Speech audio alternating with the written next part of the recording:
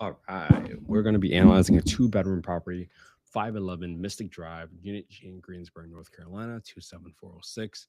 So you look at this property, I mean, I would argue that this is relatively turnkey. I mean, it's got all the appliances. It looks like a decent kitchen. Flooring's all set, unless something was. I don't know why they take photos like this. This doesn't make any sense. It's just weird angles, huh? All right, so let's go ahead and analyze this deal. So this property is listed for, and for those of you that want to follow and do this alongside with me, you just go to affordablehousing.io, not .com, and then just go to the Get Deal Analysis tool, and that's the fastest for you to get a copy of the spreadsheet. All right. So for this property, it's listed for 102,500.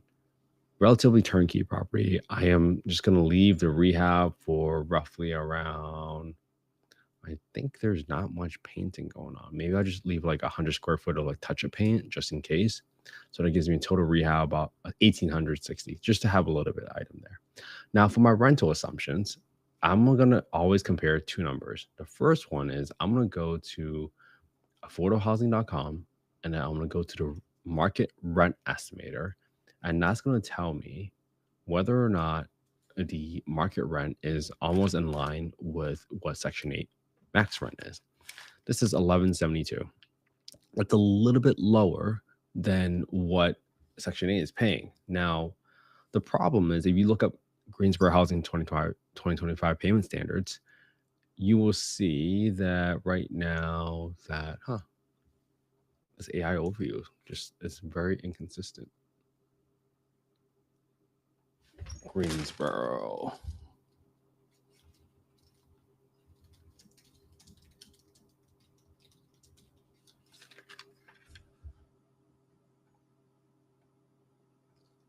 Let's go into it. And then if they don't come up right on Google now, you're going to be able to see the payment standards here. Landlords.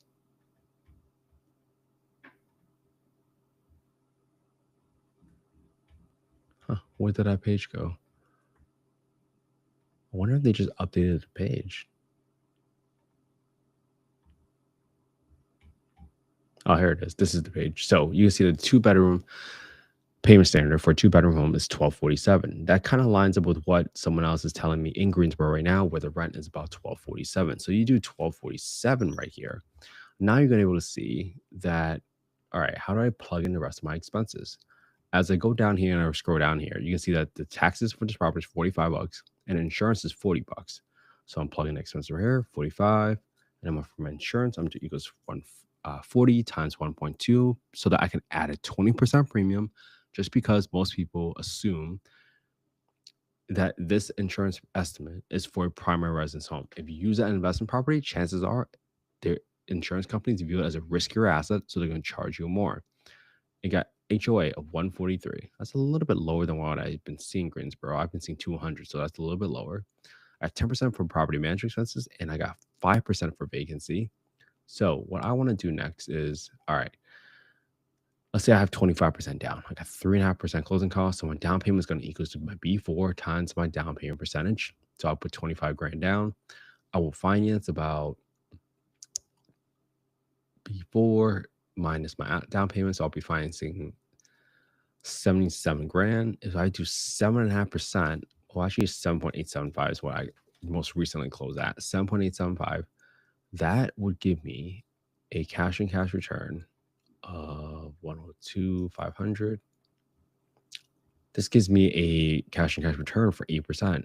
So to me, that seems like a pretty good deal. I don't need to lower my asking price or anything like that. So the next thing I want to do is I just want to ask my local contact here, my realtor, and just like, hey, how do you feel about this deal? I mean, it meets 8% return. This might be a solid deal. But the only other thing I might say is, hey, well, with all these cuts that we're hearing about Section 8 housing, and if they don't issue any more vouchers, what might be implications here? Hey, Annie, good morning. And if that is the case, then what I want to do is, well, let's underwrite with the worst case scenario. If it's 1172 What does that do to my purchase price if I want to maintain a 8% return? So if I go to 1172, right, I want to be a little bit more conservative now with my estimates. That brings me down to a 5.6%. So what do I need to lower my purchase price by in order to still achieve my 8%, 95 grand? So I might say, hey, I will be really comfortable buying this deal for 95 grand instead of 102,500 because of all the implications that's happening with the market, right? 102,500. But now my rent is 1172. That rent before was 1250 or 1247. So now I'm cash flow 185 with a 7.7% return, which still rounds up to roughly 8. But I would have to buy the property for 95. So I might say, hey, maybe I'll put in an offer for $95,000 on this property. That's all I'm thinking about it. It's not a guarantee by any means, but it's a possibility. Now, let's say you're following interest rates. Let's say your interest rates dropped by 1 full point. Well, now all of a sudden, it's still a deal at 102,500, even with my lower rent because of the interest rates drop down. Because if you understand how interest rates worked, right? 30-year mortgage interest rates are affected by two things: the interest rate on the 10-year yield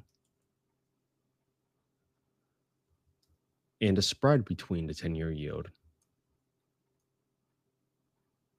and the 30-year mortgage interest rates. And if you understand how it's been working, right, this can happen overnight, right? If you all of a sudden get announced trade deals and there's less volatility in the market, well, now all of a sudden bond traders might feel more confident in the market. Or you might have Trump where he goes out and says, like, hey, this is the person that might be implementing into the Federal Reserve as the Fed chair. And in that scenario, that prospective or incoming Fed chair can start telling the market, like, hey, as soon as I get in, I'm gonna lower interest rates. And that will give bond traders more confidence. And that's what drives your yield down. So if you get half a point improvement there, and then you also get half a point improvement from less risk because some trade deals are getting done, well, now all of a sudden your spread narrows, right? Historically, that spread has been about 1.5% to 2%, but it's gone as high as like 3%. So we're only about like half a point away back from being within the normal range of 1.5 to 2. So this can happen. So pay very, very close attention to what's happening in interest rates. Don't listen to the headline news. Follow the 10-year yield, follow your market, and let the market tell you what's the optimal price. Because that interest rate drop, if it does drop overnight, that's the difference between paying $7,000 more for a deal or $7,000 less. All right. I hope this was helpful, everybody. Again, this is not investment advice, not soliciting any investments on this call, just simply showing you all how to do this yourself. Because at some point, right, I hope you copy my homework. I hope you analyze the same deals analyzed today using the same spreadsheet and start your own YouTube channel. Because at some point, someone's going to ask you, hey, why do you think this is a deal? And you can say, hey, I know this is a deal because I've been looking at properties for the past like 657 days, which is how many days I've gone live in a row. Might that give you some confidence that you know what you're doing? I certainly hope so. All right. I'll see you all tomorrow for day 658. Have a good one, everybody.